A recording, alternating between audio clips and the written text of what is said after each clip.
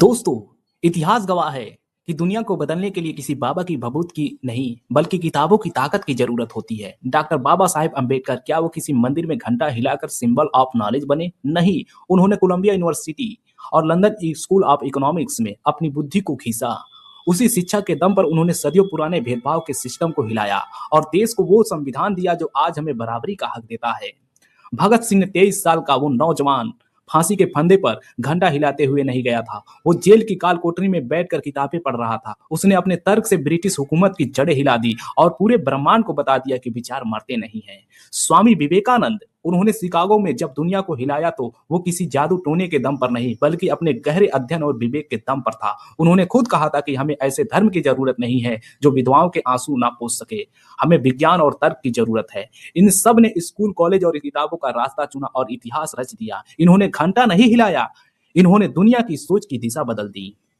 अब दूसरी तरफ देखिए, वो लोग जो अपनी बुद्धि किसी पाखंडी के पैरों में रखाए हैं, क्या मिला उन्हें? इतिहास और वर्तमान ऐसे उदाहरणों से भरा पड़ा है। घंटा हिलाने वाले, अनभक्ति करने वालों के साथ सिर्फ और सिर्फ बलात्कार हुआ है, मानसिक बलात्कार। जब एक पढ़ा लिखा इंसान अपनी समस्याओं के लिए किसी बाबा की पर्ची पर निर्भर हो जाता है, तो उसकी सोचने समझने की शक्ति का बलात्कार हो जाता है। वो एक चलता फिरता लाश बन जाता है जिसका रिमोट कंट्रोल उस पाखंडी के हाथ में होता है। शारीरिक बलात्कार, अखबार भरे पड़े हैं उन अखबारों से जहां चमत्कार के नाम पर, आशीर्वाद के नाम पर और दोष मिटाने के नाम पर मासूम औरतों और बच्चियों को शारीरिक शोषण हुआ है। ये ढोंगी बाबा उन्हीं के साथ बलात्कार करते हैं जो श्रद्धा के नाम पर अपना विवेक घर छोड़ाते हैं। घंटा हिलाने वाला हर व्यक्ति उस बाबा के लिए सिर्फ एक ग्राहक है। जब आप सवाल पूछना बंद करते हैं तो आप अपना और अपने परिवार का शोषण करने का लाइसेंस उस पाखंडी को दे देते हैं।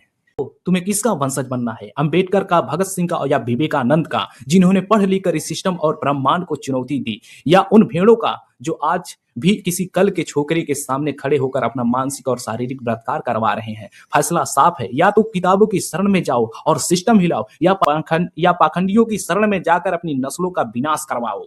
याद रखना, घंटा हिलाने से भगवान नहीं मिलता, सिर्फ शोर होता है, लेकिन तर्क करने से सत्य मिलता है। जय भीम, जय